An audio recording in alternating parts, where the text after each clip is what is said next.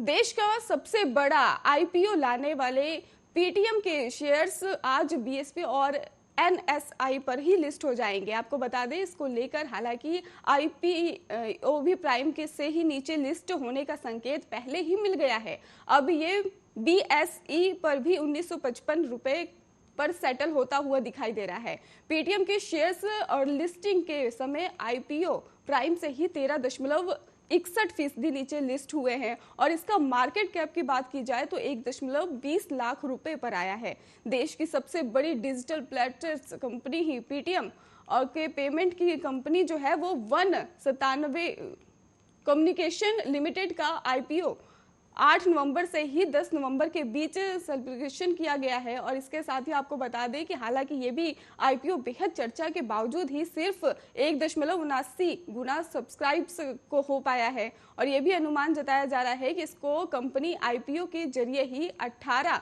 और 300 करोड़ रुपए जुटाने के लक्ष्य पर ही काम कर रही है और इस आईपीओ के जरिए ही ये लक्ष्य हासिल होने का भी भरोसा जता दिया गया है। और आपको ये भी बता दें, जो लोग लिटिंग गेन की उम्मीद बताए बैठे हैं उन्हें ये लिटिंग अच्छी सुबह लेकर आएगी और पेटीएम के शेयर्स जहां लिटिंग गेन देने का नाकामयाब हुए हैं, वहीं बाजार की चाल के साथ ही इसके शेयर और में भी गिरावट दिखा है और इस समय 20% की गिरावट के साथ ही पेटीएम के शेयर्स कारोबार कर रहे हैं। और जैसा कि कल ही हमने आपको बताया था कि इसके ग्रे मार्केटिंग प्रीमियर जो है वो तो है ही पहले और उसके में भारी गिरावट देखने को मिल रही थी।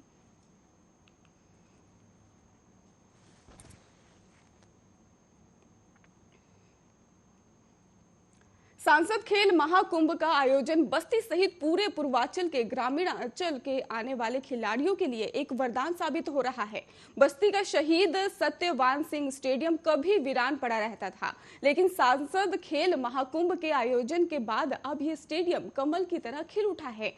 हर तरफ खिलाड़ी ही खिलाड़ी नजर आ रहे हैं जो अपने खेल में बिजी नजर आते हैं और राष्ट्रीय स्तर पर अपनी प्रतिभा का भी मनवाने के लिए भी मेहनत कर रहे हैं। आपको बता दें कि प्रधानमंत्री नरेंद्र मोदी ने देश के सभी सांसदों को निर्देश दिया था कि हर सांसद अपने जिले में सांसद खेल महाकुंभ का आयोजन करे, जिसमें पहले सांसद होने का भी खिताब बस्ती लोकसभा के सांसद हरीश द्विवेदी को मिला है। हरीश द्विवेदी ने ही मीडिया से बात करते हुए कहा कि इस खेल के माध्यम से खिलाड़ियों को एक सुनहरा अवसर मिला है जो उन्हें राष्ट्र स्तर तक पहुंचाएगा। इस खेल आयोजन का राजनीति से कोई मतलब नहीं है और इसलिए खेल महाकुंभ को लेकर नौजवानों से लेकर खिलाड़ियों में जबरदस्त उत्साह जो है वो देखने को मिल रहा है।